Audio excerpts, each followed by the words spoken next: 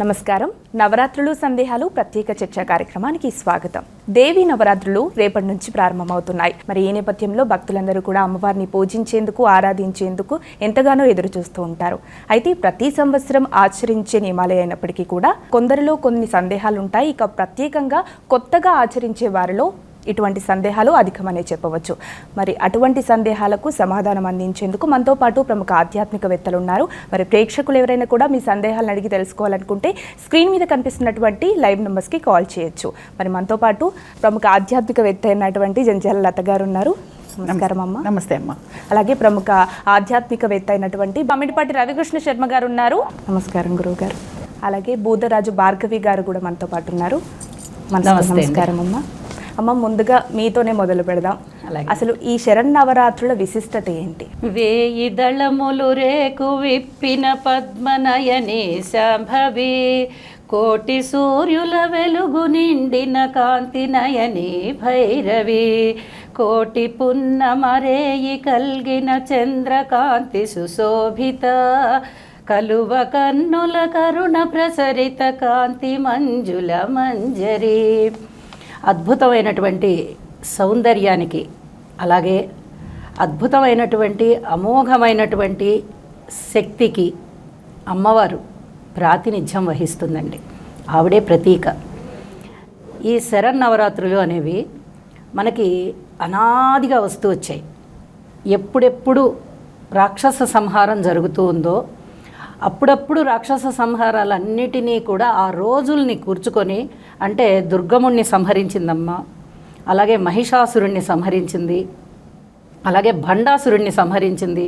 ఇలాగా అనేక మంది రాక్షసుల్ని అనేక రూపాలలో, బాలా త్రిపుర సుందరి రూపంలోనూ, మహిషాసుర మర్దిని రూపంలోనూ, ఇలా అనేక రూపాలలో అమ్మ సంహరించినప్పుడు ఆ రూపాలలో అమ్మ వెలిసినప్పుడు అనేక యుగాలలో జరుగుతూ వచ్చాయి ఇవన్నీ. వీటన్నిటినీ కూర్చుకుని మనము నవరాత్రులుగా, అంటే 9 రకాలైనటువంటి శక్తి స్వరూపాలుగా అమ్మని విభజించుకొని, కొన్ని వందల పేర్లున్నాయి అమ్మకి, కొన్ని వేల పేర్లతో మనం పిలుచుకుంటూ ఉంటాము.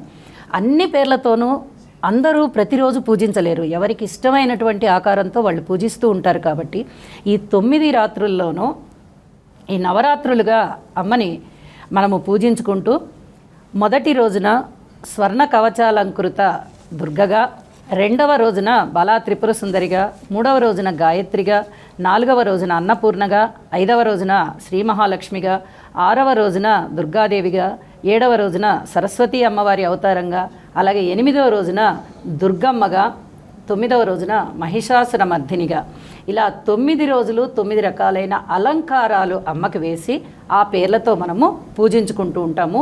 ఇక 10వ రోజున పూర్తి శాంతి కలగాలి కాబట్టి ఈ 10వ రోజున రాజరాజేశ్వరి అవతారాన్ని కొలుచుకుంటాము. నవరాత్రుల యొక్క విశిష్టత ఏమిటి అంటే, అమ్మని మనము మనస్ఫూర్తిగా భక్తిపూర్వకంగా పూజించుకుంటూ ఉన్నట్లయితే అమ్మ మనకి ఇవ్వనిదంటూ ఏమీ లేదు.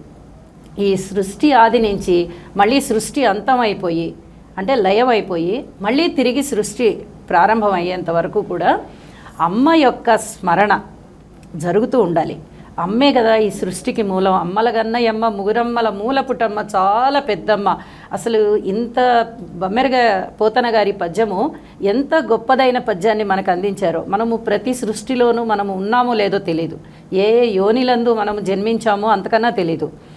అయితే ఇప్పుడు ఈ బమ్మెర గారు అందించిన పద్యము ద్వారా, బమ్మెర పోతన గారి పద్యము ద్వారా మనకి అర్థమవుతుంది. ఇప్పుడు ఈ జన్మలో మనము మనవులుగా పుట్టాము, మనిషి జన్మలో ఉన్నాం మనము.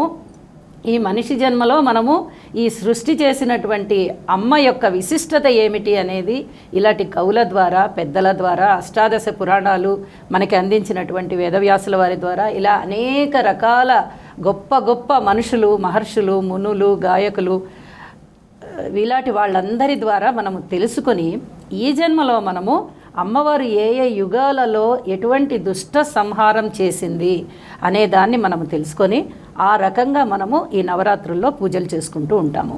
పూజలు చేసుకోవడం వల్ల మన భక్తి ఇనుమడిస్తుంది. ముందర భక్తి ఇనుమడించడం ద్వారా అమ్మవారి మీద మనకి చాలా భక్తి శ్రద్ధలు పెరిగి ఈ సృష్టిలో మనకి ఏది కావాలి, అంటే మనిషికి కావలసింది ఏమిటి? ఒక్క సంపదే కాదు, ఒక సుఖమే కాదు, ఒక ఐశ్వర్యమే కాదు, ఒక సంతానమే కాదు, ఒక భోగమే కాదు, ఒక భాగ్యమే కాదు, ఒక శక్తే కాదు, అన్నీ ఉండాలి. అంటే నిండైన భోజనం మనం ఎలా చేస్తామో విందు భోజనం అని పేరు చెప్పుకొని, అలాగా ఒక మనిషి నిండుగా ఉండాలి అంటే అన్ని రకాలు ఉండాలి. అలా అన్ని రకాలు ఉండాలి అంటే అది కేవలం అమ్మ మాత్రమే ఇవ్వడానికి సాధ్యపడుతుంది. అందుకోసం నవరాత్రి పూజలు చేయాలి. రెండవది ఏంటంటే, ఈ ప్రకృతిని మనం పూజిస్తున్నాం, పంచభూతాలని పూజిస్తున్నాం, ఈ శక్తిని పూజిస్తున్నాం. అంటే అమ్మ మనకి ఇచ్చినటువంటి ఏదైతే ఈ ప్రకృతి స్వరూపం ఉందో మళ్ళీ తిరిగి మనము కృతజ్ఞతాపూర్వకంగా అమ్మకి ఇస్తున్నాం. అమ్మ ఇచ్చిన దాన్నే అమ్మకిచ్చి మనము మన కృతజ్ఞతని తెలియచెప్పుకుంటున్నాం. అందుకు పూజలు చేయాలి. అమ్మ ఎంత గొప్ప పనులు చేసింది మనకి. దుష్ట సంహారం చేసి మనందరినీ కాపాడింది. మనం ఏ జన్మలో ఏ రూపకంగా ఏ యోనిలో జన్మించి ఎలా ఉన్నామో మనకి తెలియదు, కానీ అప్పుడు ఉన్నాం, మనము ఇప్పుడు ఉన్నాం. మనం ఏ జన్మలో ఎలా ఉన్నా ఈ కోటాను కోట్ల జన్మలు మనకి ఇలాగా జరిగిపోతూ ఉన్నా మనకి తెలియనిది ఏదైతే ఉందో దాన్ని ఇప్పుడు తెలుసుకోవడానికి ప్రయత్నం చేస్తున్నాం. అంటే అప్పుడు మనం ఎలా ఉన్నామని తెలుసుకోవడం కాదు, మనకి అప్పుడు తెలియదు, ఇప్పుడు తెలుసుకుంటున్నాం, తెలుస్తోంది. ఎందుకంటే మనిషి రూపంలో పుట్టాం కాబట్టి, బుద్ధి ఇచ్చింది కాబట్టి అమ్మ, ఈ బుద్ధికి సంబంధించి మనము అమ్మవారి యొక్క శక్తిని తెలుసుకొని తిరిగి అమ్మవారికి కృతజ్ఞతాపూర్వకంగా ప్రకృతిని పూజించే విధంగా, పంచభూతాలని పూజించే విధంగా ఈ రకమైనటువంటి కృతజ్ఞతాపూర్వకంగా అమ్మవారికి పూజలు చేసుకుంటూ ఈ శరన్నవరాత్రుల్ని మనము భక్తి ప్రపత్తులతో చేసుకుని అమ్మవారి యొక్క సంపూర్ణ అనుగ్రహం పొందడానికి ప్రయత్నం చేస్తున్నాం. అది ఎవరెవరి భక్తిని బట్టి వారిని అమ్మ కరుణిస్తుందండి. అలాగే అమ్మ, గురుగారు మీరు తెలియజేయండి, నవరాత్రుల్ని ఎలా ఆచరించాలి? మాణిక్య వీణాం ముఫలాలయంతీం మదాలసాం మంజులవాద్విలాసాం మాహేంద్ర నీలద్యుతి కోమలాంగి మాతంగ కన్యాం మనసా స్మరామి. మనసా స్మరామి ఎలా కొలవాలి అనే దానికి మనం చెప్పుకునే దాంట్లో తాత్పర్యరహితమైనటువంటి చలమైనటువంటి శక్తి అమ్మవారు. నిశ్చలమైనది అంటే ప్రకృతిలో ఎన్నో మార్పులు వస్తూ ఉంటాయి, ఎన్నో మార్పులు జరుగుతూ ఉంటాయి, కానీ చలనమైనటువంటి నిశ్చలమైనది ఏమిటంటే అమ్మవారు చెప్తున్నారు. అందుకే శ్రీమాత అని చెప్పాం. భక్తితో అమ్మవారిని ప్రసన్నం చేసుకోవాలి, అమ్మవారిని ఆరాధించాలి, అమ్మవారిని పూజించాలి, అర్చించాలి. ఏ విధంగా అర్చించాలి అంటే మనకి మూక పంచసతి కానివ్వండి, సౌందర్యలహరి కానివ్వండి, అంటే మనము అమ్మకి పుత్రులము, నేను అమ్మ బిడ్డని, నేను పూజించాలన్నప్పుడు తల్లిని ఎలా పూజిస్తాము, తల్లిని ఎలా ఆరాధిస్తాము అంటే మరి దానికి ఒక లౌకికవాదంలో ఎటువంటి ఇలా పూజించాలి లేదు. ఎలా పూజించాలి అని గనక మనకి మనస్సులో మనం గనక క్వశ్చన్ వేసుకుంటే సకల చరాచర సృష్టిలో ఉంది కదా అమ్మ శ్రీమాత, శ్రీ మహారాజ్ఞి, శ్రీమత్ సింహాసనేశ్వరి. అంటే ఎక్కడుంది అమ్మ? నీ మనస్సులో ఉంది, నీ మనస్సులో కొలువై ఉంది. నీ అణువణువు పరమాణువుతో సహా నీ శరీరం అంతా ఆవిడ ఏలుతోంది, ఆవిడే ఉంది. ఆవిడ లేని శరీరము అది శరీరం కాదు కదా. ఆ ఆత్మరూపంలో ఆత్మ పరమాత్మ ఆ రెండు అనుసంధానమైనటువంటి ఆ రెండిటికి శక్తినిచ్చేది, అటు ఆత్మకు కానివి పరమాత్మకు కానివి శక్తినిచ్చేటువంటి అమ్మ మనస్సుని సంతరించుకొని ఉంది. అంటే ఇప్పుడు నువ్వు ఏమి ఇవ్వాలి అంటే తదేక దృష్టితో, తన్మయత్వంతో అమ్మని ఆరాధించే క్రమంలో మనస్సుతో పూజించాలి. అణువణువున ప్రతి వ్యక్తిలో కూడా, ప్రతి జీవిలో కూడా ప్రకృతి అంతా కూడా జ్ఞానశక్తి, క్రియాశక్తి, ఐశ్వర్యశక్తి, మూడో శక్తి, ఇచ్ఛ, జ్ఞాన, క్రియాశక్తులు, ఈ మూడు కూడా సంతరించుకున్నటువంటి ఏకైక రూపము ముగురమ్మల మూలపుటమ్మ, చాలా పెద్దమ్మ. ఆ అమ్మని భక్తిపూర్వకంగా మనపూర్వకంగా ఎవరైతే పూజ చేస్తారో తప్పనిసరిగా ఆవిడ ప్రసన్నురాలవుతుంది అని చెప్పి మనకి సనాతన ధర్మంలో మహర్షులు చెప్పినటువంటి మాట. అలాగే గురువుగారు, అమ్మ మీరు తెలియజేయండి, నవరాత్రుల్లోనే ముఖ్యంగా అమ్మవారికి అలంకారాలు ఎందుకు చేస్తారు? ఓం శ్రీ గురుభ్యో నమః. ఓం శ్రీ మాత్రే నమః. నవరాత్రులలోనే అమ్మవారి అలంకరణ చేయాలి అని ఎక్కడా లేదమ్మా. మనము నవరాత్రులలో ప్రత్యేకించి ఈ 9 రోజులు కూడా అమ్మవారు మన మీద పరిపూర్ణంగా ఆవిడ ఒక కిరణాలు, అంటే ఆవిడ ఒక శ్రేయస్సు, లేకపోతే ఆవిడ మన శ్రేయస్సు కోరుతూ ఆవిడ మన మీద ప్రేమతోటి మన దగ్గరికి వచ్చే సమయం. అందుకని ఏంటంటే ఈ 9 రోజులు కూడా అమ్మవారిని వివిధ రూపాలతోటి మనము పూజించటం కనపడుతూ ఉంటుంది.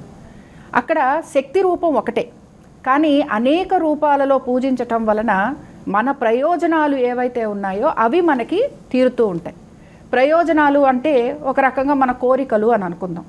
ఇప్పుడు మనం ఒక క్రియాశక్తి రూపంలో అమ్మ ఉంది, ఇచ్ఛాశక్తి, క్రియాశక్తి, జ్ఞానశక్తి రూపాల్లో ఉంది. కాబట్టి మీరు అమ్మని పూజించండి అని అంటే మనసు అనేది ఏదైతే ఉంటుందో అది నిలకడగా ఉండదు. అది మన అమ్మవారి ముందర కూర్చొని పూజిస్తున్నా కూడా, స్తోత్రాలు చదువుతున్నా, మంత్రపఠనం చేస్తున్నా, లేకపోతే ఎటువంటి పనులు చేస్తున్నా అమ్మవారి ముందర మన మనసు పరిపరి విధాలుగా ఎక్కడెక్కడో కూడా వెళ్ళిపోతూ ఉంటుంది. అంటే ఒక రూపం అనేది కనుక మన మనసులో ప్రతిష్ఠింపజేసుకోగలిగితే ఆ రూపాన్ని తలుచుకుంటూ మనం అమ్మవారిని పూజించడం కనపడుతూ ఉంటుంది. అందుకని 9 రోజులు కూడా అమ్మవారికి వివిధ అలంకరణలు చేయటం అనేది కనపడుతూ ఉంటుంది. ఇప్పుడు బాలా రూపంలో అమ్మవారి అలంకరణ చేశాము అని అనుకుందాం. బాలా రూపంలో చేస్తే ఏంటంటే ఎవరైతే శ్రీ విద్యా ఉపాసకులు ఉంటారో, లేకపోతే ఎవరైతే అమ్మవారిని ఆచరించాలి, శాక్తేయంలో ఉన్నాము, అమ్మవారిని పూర్తిగా మేము అమ్మవారి పద్ధతులు ఏంటో మాకు తెలుసుకోవాలి, అమ్మవారిని ఎలా పూజించాలో మాకు తెలుసుకోవాలి అని అనుకునేవారందరికీ కూడా మొదటి మెట్టు బాలా మంత్రమే. అంటే ఎవరికైనా సరే ముందర బాలా మంత్రోపదేశం చేసిన తర్వాతే మిగతా పద్ధతి అంతా కూడా ఆచరింపటం జరుగుతూ ఉంటుంది. మరి బాలని ఎందుకు చేస్తున్నామండి? ఇక్కడ డైరెక్ట్గా మనం శాక్తేయంలో ఉన్నాము, అమ్మవారి ఆరాధన చేస్తున్నాం, లలితా త్రిపుర సుందరి రూపంలో చేస్తున్నాం, స్తోత్రాలు చదివేస్తున్నాం అని మనం అనుకోవచ్చు. కానీ మనకి కొన్ని కావలసిన కోరికలు కూడా ఉంటాయి కదా. అమ్మవారు ఎంత చల్లటి తల్లంటే ముందర మన మనసులో ఉన్న కోరికలు ఏంటో ముందర వాటిని ఆవిడ తీరుస్తూ ఉంటుంది. అందుకనే సాధారణంగా మనం ఎంత చెప్పుకున్నా కూడా మనకి కావలసిన కోరికలు తీరుస్తుంది అనే ఒక ఆశతోటి అమ్మవారిని పూజించడం కనపడుతూ ఉంటుంది. నాకు పిల్లలు బాగుండాలనో, లేకపోతే పిల్లలు చదువుకోవాలనో, లేకపోతే ఇండ్లు కట్టుకోవాలనో, లేకపోతే శత్రువులు ఉండకూడదనో, ఆరోగ్యం బాగుండాలనో, లేకపోతే సమయానికి ఆహారం కావాలనో, ఇలాగ ఏదో ఒకటి మనిషికి అనే వాళ్ళకి కోరికలు ఉంటూ ఉంటాయి కదా. కాబట్టి ఏంటంటే ముందర అమ్మ పూజ చేయటం వలన మనకు తీరేది ఏమిటి అని అంటే మన మనసులో ఉన్న కోరికలు. ఎప్పుడైతే మన మనసులో ఉన్న కోరికలు తీరుతాయో ఆటోమేటిక్గా మన ధ్యాస అంతా కూడా, మన ధ్యాస మన ధ్యానం ఇవి రెండూ కూడా అమ్మవారి వైపుగా మరలుస్తూ ఉంటాం. అందుకని బాల చేసుకున్న, అన్నపూర్ణగా అమ్మవారిని అలంకరించిన, లేకపోతే ఇక్కడ శ్రీ మహాలక్ష్మిగా అలంకరణ చేసిన, లేకపోతే సరస్వతీదేవిగా అలంకరణ చేసిన, వాటి వెనకాల ఉన్న కథలు చెప్పుకుంటున్నా, లేకపోతే ప్రతిరోజు దేవి మహత్యం చదువుకుంటున్నా, ఇక్కడ అమ్మవారిని స్తోత్రపారాయణ చేస్తూ, అమ్మవారిని స్తుతిస్తూ, అలాగే అమ్మవారికి దగ్గర అయ్యేందుకు చేసే ప్రయత్నం ఈ అలంకారాలు. ఇప్పుడు మామూలు శక్తి రూపిణి బ్రహ్మాండం అంతా ఆవరించింది అని చెప్తారు. బ్రహ్మాండం అంతా ఆవరించిందంటే మామూలు మనుషులకు ఏమర్థం అవుతుంది? బ్రహ్మాండం అంతా ఆవరించింది టా అనుకుంటారు.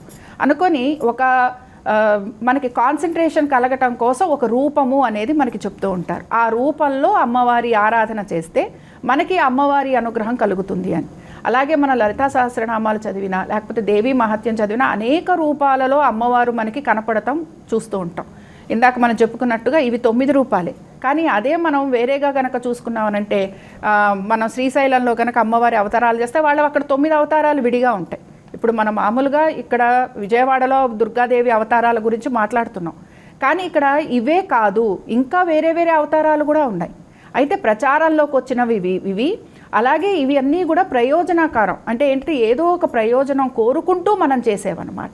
అందుకని ప్రతి అలంకరణలోనూ కూడా అమ్మవారికి ఫలానా చీర రంగు దగ్గర నుంచి, ఫలానా ప్రసాదాల దగ్గర నుంచి, ఫలానా పువ్వు దగ్గర నుంచి మనం ప్రత్యేక శ్రద్ధ తీసుకొని చేస్తూ ఉంటాం.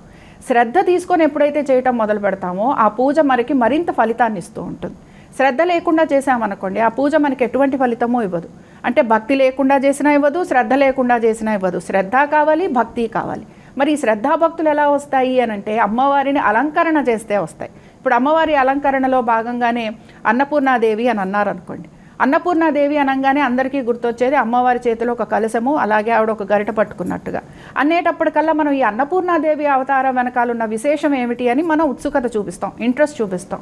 ఎప్పుడైతే ఈ ఉత్సుకత చూపిస్తామో అమ్మవారి గురించిన విశేషాలు తెలుసుకోవాలి అని చెప్పి కనుక్కుంటాం. అప్పుడు ఏం చేస్తాము, ఎవరో పెద్దవారు చెప్పిన 2 మాటలు వింటాం, లేకపోతే అమ్మవారి అష్టోత్తరం చదువుదాం ఇవాళ అని చెప్పి అన్నపూర్ణాష్టకం చదువుతాం, లేకపోతే అమ్మవారికి కీర్తన చేద్దాం అని చెప్పి లలితా సహస్రాలు ఏమీ రాలేదా శ్రీమాత్రే నమః అనుకుంటాం, లేకపోతే ఎవరైనా మంచిగా చెప్పిన గురువుల మాటలు వింటాం. అంటే ఏంటి, మనకి తెలియకుండానే అలంకరణ చేస్తూ అమ్మవారి దగ్గరగా మనం వెళ్తున్నాం. అంటే ఒక ఉపాసనా మార్గంలో ముందుకు వెళ్తున్నాం. ఒక్క అడుగు మనం ముందుకేస్తే అమ్మవారు మన చేత 10 అడుగులు ముందుకు వేయిస్తుంది. అందుకని ప్రత్యేకించి చెప్పడం ఏంటంటే, మీ కోరికలు ఏవైనా ఉండనివ్వండి, ప్రతి అలంకరణ వెనకాల ఒక పరమార్థము ఉంది, అలాగే మనకు కావలసిన కోరికలు తీరే విశేషం కూడా ఉంది. అందుకని మీ ప్రయోజనం ఏమిటి, మీ ప్రయోజనానికి తగినట్టుగా అలంకరణ చేసుకొని దాని ప్రకారంగా అమ్మవారి ఆరాధన చేస్తే తప్పకుండా మీకు ఆ ఫలితం వస్తుంది అని చెప్పటం. అందుకని ఏంటంటే అలంకరణలు కూడా 9 రోజులు 9 రకాలుగా చేయటం, అలాగే 9 అవతారాలలో అమ్మవారిని పూజించడం మనకి కనపడుతూ ఉంటుంది. అలాగే అమ్మ మీరు చెప్పండి, శాక్తేయ రూపంలో నవదుర్గ విశిష్టత ఏంటి? దుర్గ అనంగానే మనకి ఈ తెలుగు రాష్ట్రాలు ఇటువైపు దక్షిణాది ఇటువైపు అంతా కూడా దుర్గ పేరుతో అమ్మవారిని పూజించడం అనేది చాలా పరిపాటండి. శాక్తేయ రూపంలో ఉత్తర ఆంధ్ర వాళ్ళు, ఉత్తరం వైపు వాళ్ళందరూ ఈ నవదుర్గల పేర్లతోనే పూజిస్తారు. అమ్మ అన్ని చోట్ల ఒకటే. అయితే మనకి ఇక్కడ విజయవాడ చాలా ప్రాచుర్యం చెంది ఉంది కాబట్టి బెజవాడ కనకదుర్గ పేరుతోనే ఎక్కువగా ప్రతి ఇంట ఆ పేరు పెట్టుకోవడము, ఎక్కువగా దుర్గా అనే నామస్మరణ, కనకదుర్గ, విజయదుర్గ ఈ పేర్లతో ప్రాచుర్యం పొందిపోయింది. ఉత్తరాదిన వాళ్ళు కూష్మాండ దుర్గ, ఇలాగ నవదుర్గలు, భైరవి ఈ పేర్లతోనే వాళ్ళు ఎక్కువగా పూజిస్తూ ఉంటారు. కేవలం పేర్ల మార్పే తప్ప ఎక్కడ కూడా ఇతరత్ర అమ్మవారి అలంకారాలలో కానీ అష్టోత్తర నామాలలో కానీ ఎక్కడ తేడా ఉండదు. పేరు మాత్రమే మార్పు, అంతా శక్తి రూపమే. ఈ శక్తి ఉంటేనే కదా ప్రపంచం అంతా ముందుకు నడిచేది. శక్తి చైతన్యం, ఈ శక్తి చైతన్యం ద్వారానే ఈ సృష్టి అంతా నడుస్తూ ఉంది. ఈ శక్తిని ప్రధానంగా వాళ్ళు కొలుస్తారు, ఆ శక్తి పేరుతో కొలుస్తారు. మనమేమో శరన్నవరాత్రులు, శారదా నవరాత్రులు, దేవీ నవరాత్రులు ఇలాగ సాత్వికమైన పేరు పెట్టుకున్నాం. వాళ్ళు శక్తి పేరుతో అన్నమాట. అంతే తప్ప తేడా అయితే ఏమీ లేదండి. అక్కడ ఇక్కడ ఒకటే. వాళ్ళు కూడా 9 రోజులు పూజ చేస్తారు, ఆ పేర్లతో పూజ చేస్తారు, శక్తి సంబంధించిన పేర్లతో. అది శక్తి పరంపరే, ఇది శక్తి పరంపరే. కాకపోతే ఇది సాత్వికమైన పరంపర. మనకి బెజవాడ కనకదుర్గ ప్రభావం ఈ ప్రాంతాలన్నిటి మీద ఉంది. ఎందుకంటే అమ్మ ఇంద్రకీలాద్రి మీద వెలిసింది, ప్రధానంగా చెప్తాం మనం. ఇంద్రకీలాద్రి మీద వెలిసింది. అర్జునుడు కూడా స్తోత్రం చేశాడు, అలాగే ఇంద్రుడు స్తోత్రం చేశాడు. కీలుడు అనేటటువంటి ముని తపస్సు చేసి అమ్మవారిని ప్రత్యక్షం చేయించుకుని నా పైన నువ్వు వెలవాలమ్మా అని చెప్పి వరం కోరాడు. అందువల్ల ఆ కీలుడు అనే పేరుతో కీలాద్రి ఏర్పడి ఉన్నది. ఈ ప్రభావము ఇక్కడ అంత ప్రాచుర్యం పొందింది కాబట్టి మనము దుర్గా అనే పేరుతోనే ఎక్కువగా అమ్మవారికి అలంకారాలు చేయడం, స్వర్ణ కవచాలంకృత దుర్గమ్మ ఈ పేర్లే ఎక్కువగా ఉంటాయి. అంటే లక్ష్మీ, సరస్వతి ఇవన్నీ కూడా అమ్మవారి యొక్క రూపాలే అయినప్పటికీ ఈ నవరాత్రులు అనగానే మొట్టమొదటిగా మనకు గుర్తొచ్చేది దుర్గా అమ్మవారి. ఉత్తరాదినైతే శక్తి, శాక్తేయం, అంతకన్నా తేడా ఏం లేదండి. అలాగే గురుగారు మీరు చెప్పండి, సౌమ్య రూపంలో బాలత్రిపుర, గాయత్రి, రాజరాజేశ్వరి వంటి రూపాల విశిష్టత ఏంటి? అమ్మ ఎప్పుడూ కూడా సురారులగన్నయమ్మ, కడుపారడి బుచ్చినయమ్మ, తన్నుల్లో నమ్మిన వేల్పుల మనమ్ముల నుండేటి అమ్మ చాలా పెద్దమ్మ అని చెప్పింది. అంటే ఆవిడ కన్నది మనని, ఆవిడే పుట్టించింది, ఆవిడే సృష్టించింది. ఇక్కడ మనము ఒక రూపాన్ని పెట్టుకున్నది భావన కోసము అని చెప్పుకున్నాం. ఇవాళ కనకదుర్గ అమ్మవారికి బాలా త్రిపుర సుందరి అలంకారం వేసినంత మాత్రాన ఇంద్రకీలాద్రి మీద ఆవిడ సాత్వికురాలు ఏమైపోదు. దుర్గా అంటే కష్టాలను పోగొట్టేది, దుర్గా అంటే మన కోరికలను తీర్చేది, దుర్గా అంటే చెడుని వినాశనం చేసేది, దుర్గా అంటే అభయాన్ని ఇచ్చేది, దుర్గా అంటే ఐశ్వర్యాన్ని ప్రసాదించేది, దుర్గా మానసిక స్థితిని నిశ్చలంగా నిలబెట్టేది. ఇన్ని ఉన్నాయి ఒక్క దుర్గకి. త్రిశక్తులకు కూడా సాధ్యం కానిటువంటి అసురత్వం ఎప్పుడైతే పెరిగిందో అప్పుడు బ్రహ్మ విష్ణు మహేశ్వరుల యొక్క వారి యొక్క నేత్రాల నుంచి వచ్చినటువంటి అగ్ని జ్వాలలలోంచి పుట్టినటువంటి అగ్ని సంభవ అని పిలుస్తారు అమ్మవారిని. ఆ అగ్ని నుంచి పుట్టినటువంటిది అమ్మవారు. ఆ అమ్మవారు ఎక్కడ సాత్వికంగా ఉంటుంది? అప్పటికప్పుడే రాక్షసుని సంహరించేసింది. మళ్ళీ 9 రోజులు పొగిడేస్తుంది. మనం మహిషాసురమర్దిని చేసేసింది, అలసిపోయింది, ఊగిపోతుంది అమ్మవారు. అప్పటి వరకు చాలా ఆగ్రహ జ్వాలలతో ఉంది, ఊగిపోతుంది. ఇలా వెంటనే మొదలుపెట్టేశారు. అంబాశాంభవి చంద్రమౌళి రబలా పర్ణా ఉమా పార్వతీ వాణి హైమవతి అని అంతే ప్రసన్నురాలైపోయింది, చల్లబడిపోయింది అమ్మ. అంటే ఇక్కడ బాల కానివ్వండి, మీరు చెప్పిన రాజరాజేశ్వరి కానివ్వండి, ఈ అవతారాలు సౌమ్యమైనటువంటి అవతారం కాదు, ప్రసన్నం చేసుకోగలిగేటువంటి శక్తి ఉన్నటువంటి రూపాలు. అంటే ఎక్కడైతే శక్తి బయటకు వస్తుందో, అందుకే చెప్తున్నారు యాదేవి సర్వభూతేషు శక్తి రూపేణ సంస్థిత, వృత్తి రూపేణ సంస్థిత, విద్యారూపేణ సంస్థిత, జ్ఞానరూపేణ సంస్థిత, కాంతి రూపేణ సంస్థిత, క్షాంతి రూపేణ సంస్థిత, భ్రాంతి రూపేణ సంస్థిత, దయారూపేణ సంస్థిత. ఎంత అంటే దయలో ఉందట, కాంతిలో ఉందట, క్షాంతిలో ఉందట, భ్రాంతిలో ఉందట. మనం ఏమైనా భ్రాంతి చెందిన అమ్మవేనంట, అక్కడేదో దయ ఉంది, భూతం ఉంది అనుకుంటే అమ్మవారే, దయ్యాలు లేవు. అంటే ప్రతి అణువణువులో ఆవిడే ఉంది. కాబట్టి మీరు అనేటువంటి అవతారాల్లో సాత్వికము అంటే ఆవిడ అక్కడ సంహారం చెయ్యలేదు. అన్నీ అయిపోయిన తర్వాత ఆ త్రిలోక పూజ్యనిగా రాజరాజేశ్వరిగా అమ్మవారు కూర్చొని ఉంది. అప్పటికి మహిషాసుడు అయిపోయాడు, శుంభనిశుంభులు అయిపోయారు, చండీ రూపంలో రక్తబీజులు వీళ్ళందరినీ సంహరించేది మహాకాళి, మహాలక్ష్మి, మహాసరస్వతిగా. ఇవన్నీ అయిపోయిన తర్వాత రాజరాజేశ్వరిగా అంటే 3 లోకాలని సింహాసనంగా చేసుకొని కూర్చొని ఇంకా నేను పరిపాలనకు సిద్ధం, ధర్మ సంస్థాపన జరిగింది, అధర్మం నశించింది, ప్రశాంతంగా మీ పనులు చేసుకోండి అని చెప్పడానికి అమ్మ మన అమ్మ రూపంలో కూర్చున్న రూపాలు సౌమ్య రూపాలు.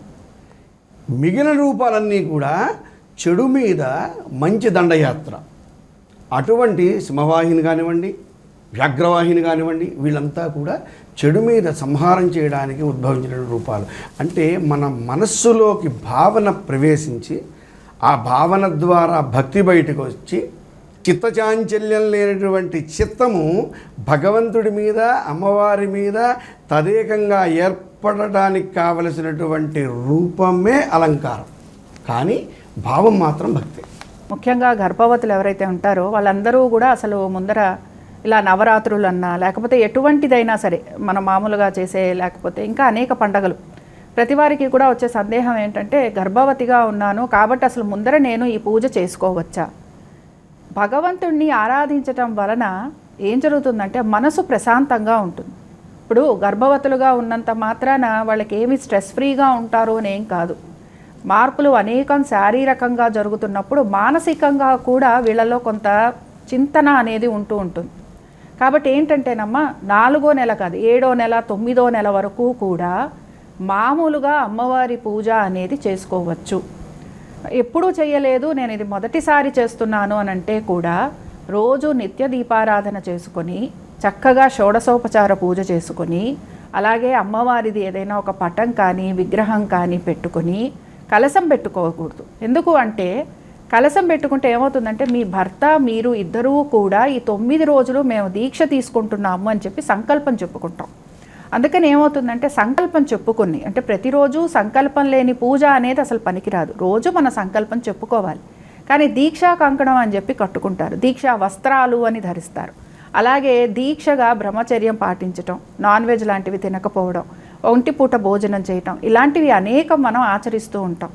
గర్భవతులకు వచ్చేటప్పటికి ఏంటంటేనమ్మా ఇక్కడ ఇంకొక ప్రాణి కూడా మనలో ఎదుగుతూ ఉంటుంది కనుక మీరు ఒంటిపూట భోజనాలు, నక్తము ఇలాంటివి ఏవి పాటించక్కర్లేదు.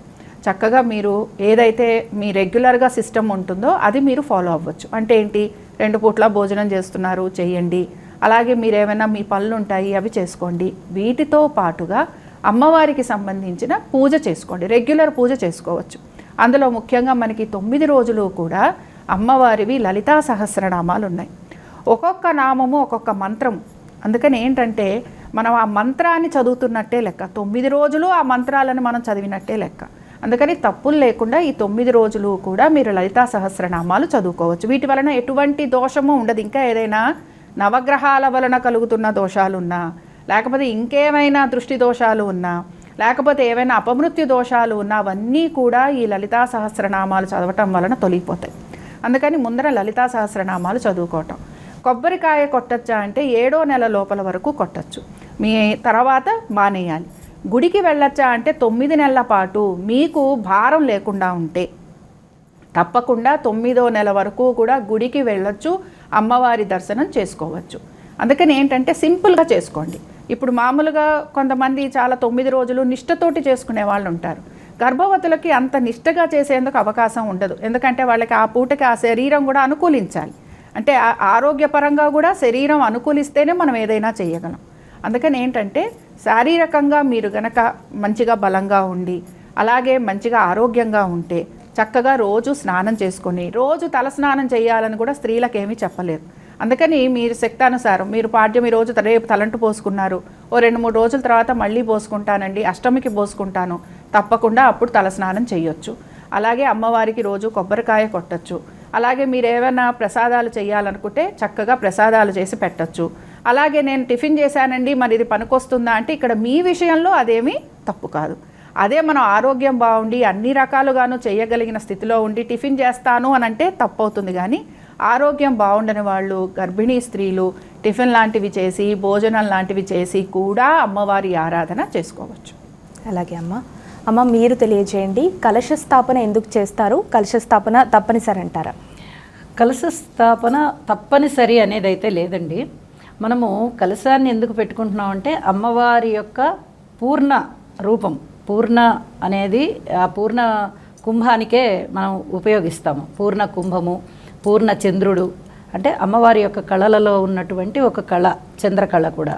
కాబట్టి పూర్ణ చంద్రుడు, పూర్ణ కళ, పూర్ణ బింబము ఇవన్నీ ఆ పూర్ణత్వానికి చిహ్నంగా వాడతాం. కాబట్టి అమ్మవారి యొక్క కలశాన్ని పెట్టుకొని, కలశం పెట్టుకున్నామంటే అమ్మవారి ఆహ్వానిస్తున్నాం. అమ్మవారిని ఆహ్వానిస్తున్నాము అంటే దానికి ఒక ప్రొసీజర్ ఉంటుంది, ఒక పద్ధతి ప్రకారంగా పాటించాలి. మనం కేవలం ఏదైనా అతిథిని పిలుస్తున్నామంటేనే ఎన్నో రకాల హంగామాలు చేసుకుంటాం ఇంట్లో స్వాగతాలు చెప్పడానికి. అలాంటిది అమ్మవారిని ఆహ్వానిస్తున్నామంటే ఇంకా ఎంత గంభీరంగానో ఇంకెంత పద్ధతిగానో పిలవాలి. కాబట్టి ఒక చక్కని పీట వేసి, పీఠం అన్నమాట అదే పీట వేసి దానికి పసుపు బొట్లు అన్నీ పెట్టుకొని దాని మీద ఒక నూతన వస్త్రం వేసి కొన్ని బియ్యం పోసి అప్పుడు కలశ స్థాపన చెయ్యాలి. ఈ కలశము ఇత్తడి చెంబు లేదా ఇత్తడి బిందె లేదా వెండి బిందె, వెండి చెంబు, ఇలాగా రాగి ఏ దాన్నైనా ఉపయోగించవచ్చు. అలా ఉపయోగించి దాని నిండా నీళ్లు పోసి దానిలో ₹1 కాయిన్ వేసి దాని మీద కొబ్బరికాయ పెట్టి, మామిడి మండలు కూడా పెడతాము, మామిడి ఆకులు దాంతో అలంకరించి చక్కగా టెంకాయ పెట్టి ఒక వస్త్రాన్ని వేసి, ఇది సాధారణంగా కలశం పెట్టే పద్ధతి. అయితే చాలామంది అమ్మవారికి చీర కడతాము, పెద్దగా అమ్మవారి రూపాన్ని ఏర్పాటు చేసి అమ్మవారి యొక్క అలంకారాన్ని విశిష్టంగా చేసుకుంటాము అనేవాళ్ళు కూడా ఉన్నారు. ఎవరి ఇష్టం వాళ్ళదనమాట. ఎందుకంటే ఇది మన మనస్సుకి నచ్చినటువంటి ఆకారాన్ని అమ్మవారికి ఇస్తున్నాం మనం.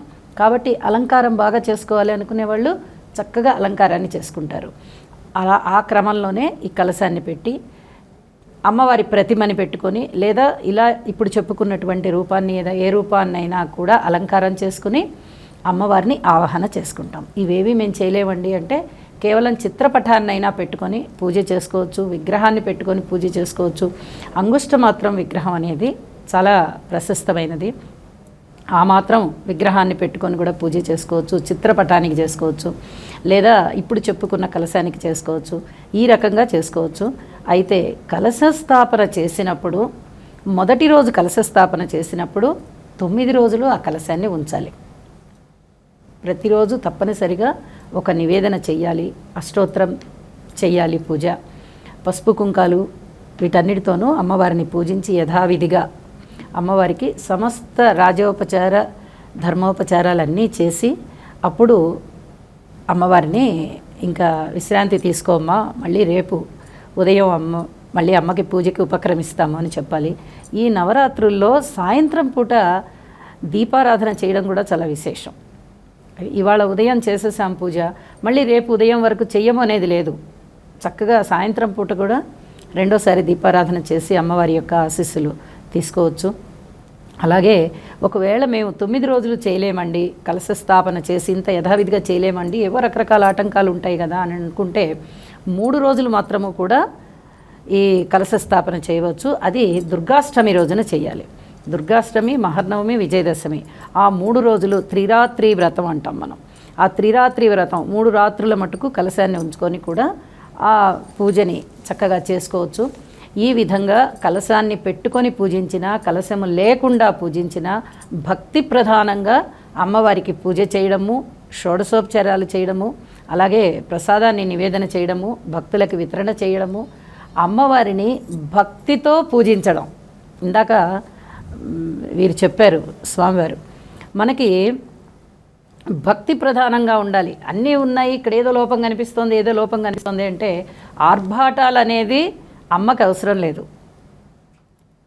అలాగే మన అంతరంగ శుద్ధి అనేది ఉండాలి. అలాగే అమ్మవారికి మనస్ఫూర్తిగా పూజ చేయడంలోనే అమ్మవారు మన్ని కరుణిస్తుంది.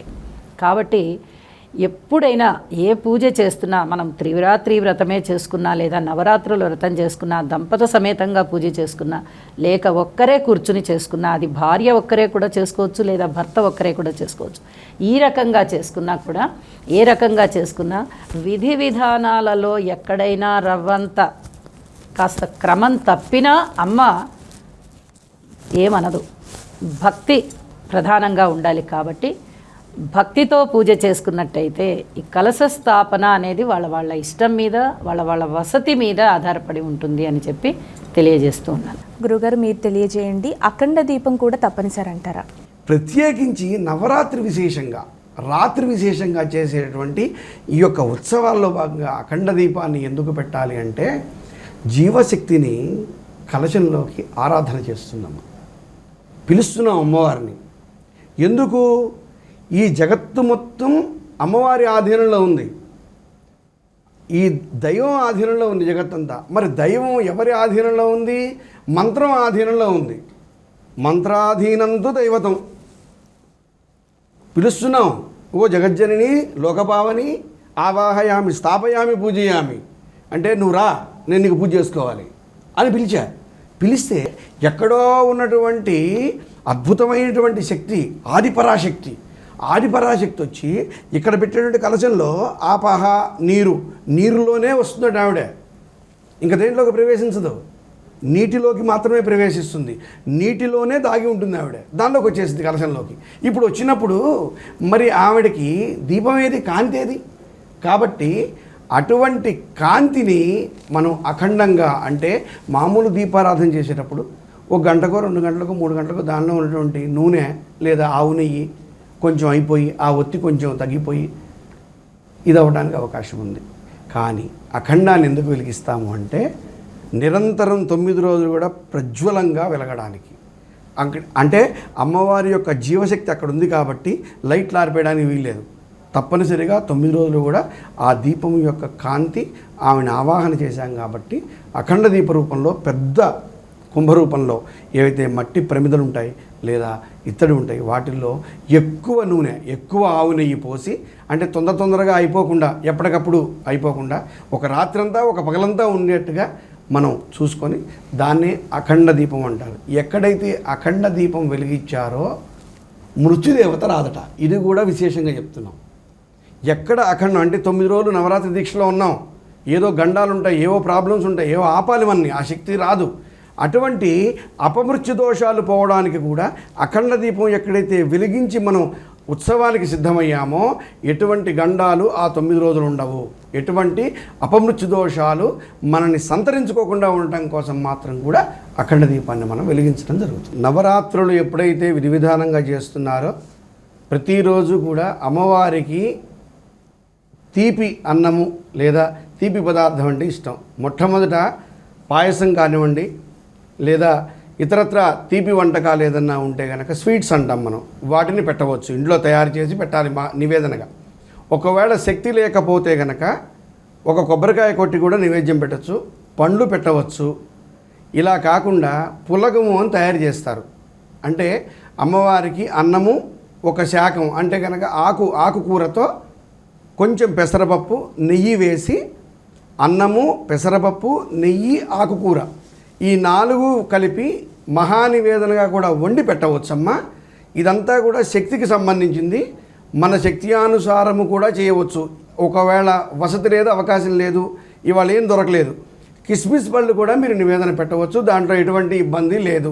ఇదే పెట్టాలి అని లేదు. నవరాత్రి విశేషంగా చేస్తే శక్తిని బట్టి మనం నివేదనగా మనం సమర్పించవలసి ఉంటుందమ్మా. కలశాన్ని అయితే ఎలా కదిలించకుండా ఉంటామో ఈ 9 రోజుల పాటు కూడా, అలాగే ఫోటోని కానీ విగ్రహాన్ని కానీ కదిలించకుండా ఉండాలా? కదిలించకూడదండి. 9 రోజుల పాటు చేసేటటువంటి పూజ కాబట్టి 9 రోజులు మనము ప్రధానమైన రోజు మొదటి రోజున అంటే ప్రారంభం రోజున ఏ అలంకారం అంతా చేసుకుని అమ్మవారికి పూజ మొదలు పెడుతూ ఉన్నామో ఆ రీతిగానే పూజా మందిరం అంతా ఉండాలి. అంటే అమ్మవారి అలంకారాన్ని మార్చుకోవచ్చు, కానీ మిగతా చిత్రపటాలు ఏవి ఉన్నా కూడా ఇక వాటిని 9 రోజులు తీయకూడదు. కలశం పెడితే కూడా కలశాన్ని కూడా 9 రోజులు తీయకూడదు. ప్రధానమైన పూజ అంటే 9 రోజులు ప్రధానమే, ఒక్కరోజు ప్రధానమనే ఉంది. అసలు ప్రధానమైనవే 9. కాబట్టి ఈ 9 రోజులు మొదటి రోజు ఏ రకంగా అయితే మనము పూజ ప్రారంభించామో చివరి రోజు వరకు ఆ రీతిగానే ఉంచుకొని ఆ పూలు మాత్రం తీసి అలంకారం చేసుకుని ఆ నిర్మాల్యాన్ని రోజు పక్కన పెట్టేసుకుని చక్కగా పసుపు, కుంకుమ, గంధము, అక్షతలుతో పూజ చేసుకుని అమ్మవారి అనుగ్రహానికి పాత్రులవ్వాలి. అలాగే అమ్మ. ఒకటి శక్తి నియమం, భక్తి నియమం, మూడోది బ్రహ్మచర్యం అండి. ఈ 3 నియమాలు అంటే 9 రోజులు కూడా భవానీ మాల మీరైతే వేసుకుంటున్నారో ఆ మాల 9 రోజులు వేసుకుంటున్నారా లేకపోతే 11 రోజుల 41 రోజు ఒక విధి ఉంటుంది. ఈ భవానీ మాల వేసుకున్నప్పుడు మనకున్నటువంటి ఐహిక వాంఛల్ని వదిలిపెట్టాలమ్మా. ఐహికమైనటువంటి సుఖాలకు దూరంగా ఉండాలి. సాత్వికమైనటువంటి పదార్థాలు తినాలి. ఇతరత్ర వేరే పదార్థాలు భుజించడానికి వీల్లేదు. అంటే కోపం వచ్చే పదార్థాలు, ఆవేశం వచ్చే పదార్థాలు తినకూడదు. అందుకే వెల్లుల్లి, ఉల్లి, మాంసము ఇవన్నీ తినొద్దని చెప్తారు. సాత్వికమైనటువంటి పదార్థాలు తినాలి. ఆ తర్వాత మీ ఉపవాస దీక్ష అనేది మీ ఇష్టము. ఉపవాస దీక్ష కూడా నియమమే. అవకాశం ఉండి మీ ఆరోగ్యం సహకరిస్తే ఒక పూట తిని రెండో పూట మానేయవచ్చు, లేదా ఒక పూట భోజనం చేయొచ్చు, రెండో పూట మీరు టిఫిన్ చేయొచ్చు. అలాగే ఎప్పుడైతే మాల ధరించారో మీరు కామక్రోధ లోభ మోహ మనమాత్సర్యాలు 6ని వదిలిపెట్టాలి. ఈ 6ని వదిలిపెట్టి తప్పనిసరిగా తదేక దృష్టితో అమ్మవారి యొక్క పూజ మాత్రమే చెయ్యాలి. భూశయనం చేయమని చెప్తారు. భూశయనము అంటే ఏదైనా ఒక చాప కానీ వస్త్రాన్ని కానీ వేసుకొని మీరు నిద్రించవచ్చు. అలాగే ఇతరతరమైన సుఖాలు అంటే నిత్యం మనం ఏదైతే సుఖాలని పొందుతామో ఆ సుఖాలని పక్కన పెట్టి అమ్మవారికి కావలసినటువంటి చిత్తం మనకు ఏర్పడే విధంగా ఏదైతే చేయగలుగుతామో వాటన్నిటినీ కూడా ధరించదు. అలాగే మీకు ఎవరైతే భవానీమాల ఇచ్చే గురువు గారు ఉన్నారో వారు విధి విధానాలుగా చెప్తారన్నీ. వాటిని కూడా అంటే నేను చెప్పినవే కాకుండా ఇంకా 2-3 సూత్రాలు ఉంటాయి కొన్ని, అవి పాటిస్తూ మీరు చక్కగా పూర్తి చేయవచ్చు. అలాగే గురువుగారు, అమ్మ మీరు తెలియజేయండి అమ్మవారికి అలంకరించవలసిన ఫల పుష్పాల గురించి. లలితా సహస్రనామంలోనే మనం చదువుతూ ఉంటే చంపక, అశోక, పున్నాగ, సౌగంధిక, లసత్కచ అని చదువుతాం. అమ్మవారికి ఇష్టమైనవన్నీ పూలు ఉన్నాయమ్మ. ఇదే ప్రత్యేకంగా పెట్టాలి అని ఏమీ లేదు. ఇప్పుడు మామూలుగా మనకి ఇంట్లో మందార చెట్లు ఉంటే మందార పువ్వులు బాగా వస్తాయి. అమ్మవారికి మందార పుష్పాలు చాలా చాలా ఇష్టం. చామంతులు ఏవైనా సరే పువ్వులు అనేవి ముళ్ళు లేకుండా వాడిపోకుండా ఉన్న పువ్వులని మనం సమర్పించాలి. అంటే చామంతులు అనుకుందాము, లేకపోతే ఇందాక నేను చెప్పినట్టుగా గులాబీ పువ్వులు అనుకుందాము, తామర పువ్వులు అనుకుందాం. అమ్మవారు తామర పువ్వులు అంటే చాలా ఇష్టపడుతుంది. కలువ పువ్వులు అనుకుందాము, గన్నేరు పువ్వులు అనుకుందాము. ఇలాగా ఏ పుష్పం అయితే వాడనిది ఉంటుందో అది అమ్మవారికి మనం సమర్పించాలి. పుష్పాలు సమర్పించటంలో అర్థం ఏమిటి అంటే చాలామంది ఏమంటారంటే మేము అమ్మవారిని మనసులోనే కీర్తించేసాం, అమ్మవారిని మనసులోనే ధ్యానించేసాం, మనసుతోటే అమ్మవారికి నైవేద్యాలన్నీ పెట్టేశాం, మేము మనసుతోటే అన్ని మానసిక పూజ కంటే ఇంకేమీ లేదు అని అంటారు. కానీ ఆ స్థితికి చేరాలి అని అంటే మనలో ఎంతో తాపత్రయం ఉండాలి, ఎంతో నియమం ఉండాలి, నిష్ట ఉండాలి, అమ్మవారి మీద భక్తి ఉండాలి. అందుకని ఏంటంటే మనసు అనే పుష్పాన్ని అమ్మవారికి సమర్పించండి అని చెప్పటం ఇక్కడ. కానీ మనసు అనే పుష్పాన్ని సమర్పించాలంటే మన మనసు నిలకడగా ఉండాలి కదా. అందుకని ఏంటంటే అమ్మవారికి ఇష్టమైన పుష్పాలు ఏమిటి అని అంటే ఇందాక మన శ్లోకంలో చెప్పుకున్నట్టుగా చంపక, అశోక, పున్నాగ పువ్వులు కానీ, అశోక పువ్వులు కానీ, చంపక పువ్వులు కానీ, వీటితో పాటు ఈ గన్నేరు పువ్వులు, అలాగే శంఖం పువ్వులు, ఇవన్నీ కూడా గులాబీ పువ్వులు, ఇవన్నీ కూడా మనం అమ్మవారికి పెట్టుకోవచ్చు. ముఖ్యంగా మల్లె పువ్వులు. ఇప్పుడు మనం అమ్మవారికి సరస్వతి పూజ చేసుకుంటాం కదా, సరస్వతి పూజ చేసినప్పుడు సరస్వతి అమ్మవారిని మొత్తం కూడా మనం ఇక్కడ ఏంటంటే తెల్లటి దీంతోటి పూజ చేస్తూ ఉంటాం. ఆ రోజు పెట్టే ప్రసాదాలు కూడా అన్ని తెల్లటివే ఉంటాయి. అంటే పాలతోటి నైవేద్యం పెట్టడం, దద్దోజనం నైవేద్యం పెట్టడం, ఇలాంటివి చేస్తూ ఉంటాం. అమ్మవారికి అలంకరణలో కూడా తెల్లటి చీర, ఏదైతే బార్డర్ ఉన్న చీర పెడతామో ఎరుపు రంగు కానీ గ్రీన్ రంగు బార్డర్స్ ఉన్న చీరలు కానీ పట్టు చీరలు అలంకరణ చేస్తాం. అలాగే ఆ రోజు ప్రత్యేకించి అమ్మవారికి మల్లె పువ్వులతోటి అమ్మవారిని పూజించండి అని చెప్తాం. ప్రతి ఒక్క అలంకరణలో భాగంగా ప్రతిరోజు కూడా అమ్మవారికి సంబంధించి వివిధ రకాల పువ్వులతోటి అమ్మవారిని పూజించండి అని చెప్పడం జరిగింది. అందుకని ఏంటంటే బాలా త్రిపుర సుందరి అనుకున్నాం, గులాబీ రంగు చీర అని చెప్తారు, అలాగే గులాబీ పువ్వులతోటి పూజించండి అంటారు. ఏదైతే వాసన లేనివి ఉంటాయో, ఏవైతే ముళ్ళు కలిగినవి ఉంటాయో అలాంటివి మాత్రం అమ్మవారికి మనం సమర్పించకూడదు. కాబట్టి ఇందాక చెప్పుకున్న పువ్వులన్నీ పెట్టచ్చు. అలాగే మనసు అనే పువ్వు, అది పుష్పం అన్నమాట. మనసు అనేదాన్ని అమ్మవారి పాదాల దగ్గర పెట్టాలి, ఇది గమనించుకోవాలి. గురుగారు, ఇక ఈ నవరాత్రుల్లో అమ్మవారికి నివేదించవలసిన నైవేద్యాలు ఏమిటో కూడా తెలియజేస్తారా? బాలా త్రిపుర సుందరికి సంబంధించి అమ్మవారు బాల రూపంలో ఉంటుంది. అంటే ఇప్పుడు ఇంద్రకీలాద్రి ఒక రకంగా, వేరే ఒక రకంగా పెడుతున్నారు. అసలు అమ్మవారికి నివేదించవలసిన పదార్థాల్లో మొట్టమొదటి పదార్థము మనకి పాయసము అని చెప్తున్నాం. మనం పాయసాన్ని తినిపించవలసిందే. కాబట్టి పాయసం నివేదన చేసినటువంటి పరిస్థితుల్లో అమ్మవారు సంతుష్టురాలవుతుంది అని మనం చెప్పుకోవడం జరుగుతుంది. రెండవది, గాయత్రి అమ్మవారికి సంబంధించి పులిహోర, గారెలు కూడా పెట్టవచ్చు. 2 పదార్థాలను నివేదించవచ్చు. ఇంకా మూడో అవతారమైనటువంటి ఒకవేళ అన్నపూర్ణాదేవి అయితే కనుక షడ్రస అంటే అన్ని షడ్రుచులతో కలిసినటువంటి పదార్థము, షడ్రసోపేత భోజనం అంటాం. అంటే మహానివేదన, అన్నము, కూర, పప్పు, పాయసము, పొంగలి, భక్ష్యాలు అన్నీ కూడా అమ్మవారికి, అంటే ఏ పదార్థాలను అయితే మనం తింటామో నివేదన చేస్తామో వాటిని కనుక పెట్టినైతే కనుక చాలా విధి విధానంగా అన్నపూర్ణ అమ్మవారు సంతుష్టురాలు అవుతుందని చెప్పి మనం చెప్పుకోవడం జరుగుతుంది. అలాగే గురుగారు. అమ్మ, మీరు తెలియజేయండి, ఈ 9 రోజుల పాటు కూడా అమ్మకి ఒక్కో రోజు ఒక్కొక్క రంగు వస్త్రం అలంకరించాలంటారు, ఎందుకని? ఇది మన ఇష్టం మీదనే ఆధారపడి ఉందండి. ఒక గురి కుదరడం కోసమని ఒక ఆకారాన్ని ఏర్పాటు చేసుకున్నాము. అలాగే ఒక భక్తి ప్రపత్తులు పెరగడానికి ఒక అలంకరణను ఏర్పాటు చేసుకున్నాము. ఇప్పుడు స్వర్ణ కవచాలంకృత దుర్గా అనగానే పూర్తిగా స్వర్ణముతో ఒక తొడుగు వేసి అమ్మవారికి ఆ బంగారపు రంగుతో అమ్మవారిని పూర్తిగా అలంకరించడం అని మనం ఏర్పాటు చేసుకుని, అలాగే బంగారపు రంగు వస్త్రం కూడా అని చెప్పి మనం పెట్టుకున్నాం. బాలా త్రిపుర సుందరి అనగానే గులాబీ రంగు అనుకున్నాం. అలాగే అన్నపూర్ణ అనగానే ఎరుపు అనుకున్నాం. ఇక మహిషాసురమర్దిని అనగానే నీలం అనుకున్నాం. మహాలక్ష్మి అనగానే ఎరుపు అనుకున్నాం. సరస్వతి అనగానే చక్కగా ఆవిడ ధవళ వస్త్రధారిడి పేరులోనే ఉంది కాబట్టి తెల్లటి వర్ణం అనుకున్నాం. ఇలాగా మనము ఏర్పాటు చేసుకున్నటువంటి వర్ణాలు అమ్మకి మనం ధరింపచేసి మనము ఆనందిస్తున్నాము. అమ్మ కూడా ఆనందించాలని కోరుకుంటున్నాను తప్ప అసలు ఈ రంగులన్నీ అమ్మ సృష్టించినవే. అన్ని రంగులలోనూ, అన్ని పూలలోనూ, అన్ని పదార్థాలలోనూ కూడా అమ్మ ఉన్నది. అమ్మ లేని పదార్థం లేదు, లేని పువ్వు లేదు, లేని రంగు లేదు.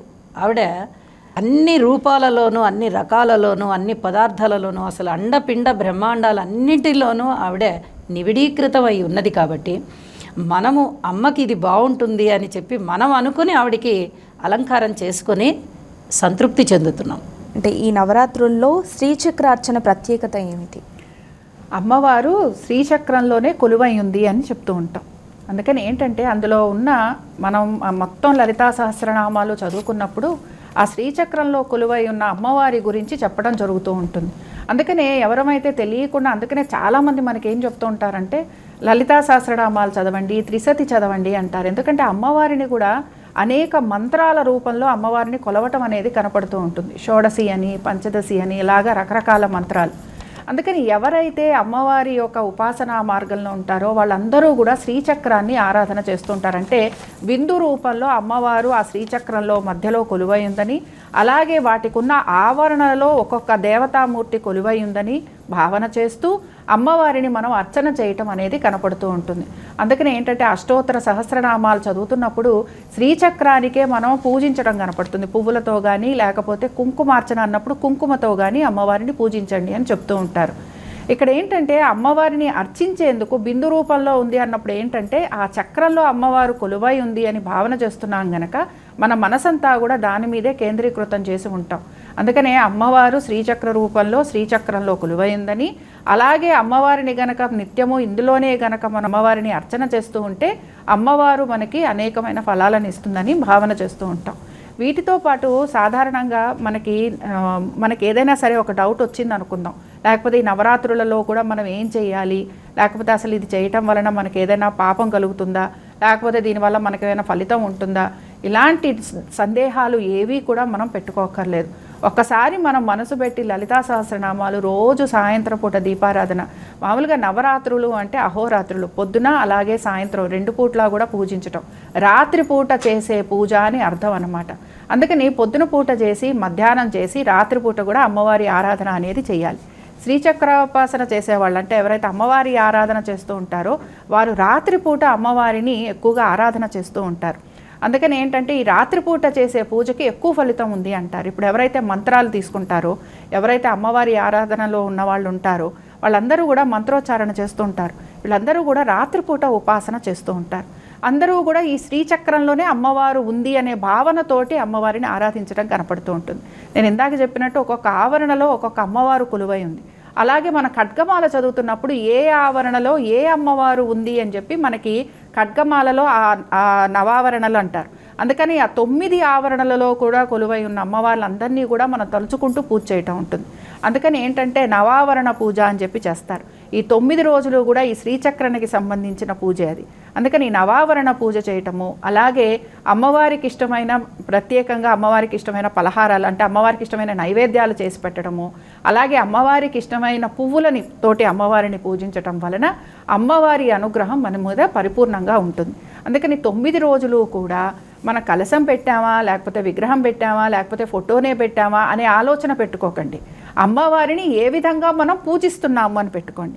అలాగే ఎవరికైతే మంత్రోపాసన లేదో వాళ్ళు శ్రీచక్రాన్ని పూజించడానికి కుదరదు. దానికి ప్రత్యేకమైన దాటికి సంబంధించి కొంచెం నియమ నిబంధనలు ఉన్నాయి. అందుకని ఎవరికైతే మంత్రోపాసన లేదో, ఎవరైతే ఏదో ఒక బయట నుంచి ఒక శ్రీచక్రం తీసుకొచ్చి పెట్టేసుకొని దాన్ని పూజిస్తామంటే అక్కడది మనకి ఫలితాన్ని ఇవ్వదు. అందుకని ఎవరికైతే మంత్రోపాసన లేదో వాళ్ళ శ్రీచక్రం జోలికి వెళ్లకుండా మామూలుగా వాళ్ళకున్న కలశారాధన, అమ్మవారిని ఎన్ని రకాలుగా పూజించవచ్చు, కలశంలో ఆరాధన చేసి పూజించవచ్చు, విగ్రహంగా పూజించవచ్చు, అలాగే మూర్తిగా అంటే ఒక ఫోటో ఫ్రేమ్లా పెట్టుకొని పూజించవచ్చు, అఖండ దీపంలో అమ్మవారు కొలువై ఉందని చెప్పి భావన చేయొచ్చు. అలాగే కుమారి పూజ అని ప్రత్యేకంగా చేస్తాం, కుమారి పూజ చేయొచ్చు. 9 రోజులు కూడా అమ్మవారిని కుమారి పూజగా చేస్తాం. అలాగే సువాసిని అర్చన ప్రీత, సువాసిని అని అమ్మవారికి పేరు. అందుకని ముత్తైదువుల్ని పిలిచి వారిలో అమ్మవారి ఉంది అని భావన చేస్తూ మనం పూజిస్తాం. అందుకని 5 రకాలుగా అమ్మవారిని మనం పూజిస్తూ ఉంటాం గనక ప్రత్యేకంగా ఎవరికైతే మంత్రోపాసన ఉందో వారికి ఎలానో మనం చెప్పక్కర్లేదు, వాళ్ళ పద్ధతే వేరేగా ఉంటుంది. ఎవరికైతే మంత్రోపాసన లేదో వాళ్ళు మాత్రం లలితా సహస్రనామాలు కానీ, ఖడ్గమాల కానీ, త్రిశతి కానీ ఇలాంటివి చదువుతూ, అలాగే ఒక్కొక్క అవతారంలో ఉన్న ఒక్కొక్క రూపంలో ఉన్న అమ్మవారిని ధ్యానిస్తూ, అలాగే ప్రత్యేకమైన నైవేద్యాలు కూడా చేసి పెడుతూ అమ్మవారిని ఉపాసన చేయొచ్చు. అలాగే అమ్మ, ఈనాటి నవరాత్రులు సందేహాలు కార్యక్రమంలో భాగంగా ప్రేక్షకుల సందేహాలకు, సమస్యలకు చక్కటి పరిష్కార మార్గాలు తెలియజేశారు. ధన్యవాదాలు మీ అందరికీ. మరి వీక్షించారుగా నవరాత్రులకు సంబంధించిన అనేక సందేహాలకు శాస్త్రీయపరమైన సమాధానాలు. మరి మరో కార్యక్రమంతో మళ్ళీ కలుద్దాం. అంతవరకు సెలవు. నమస్కారం.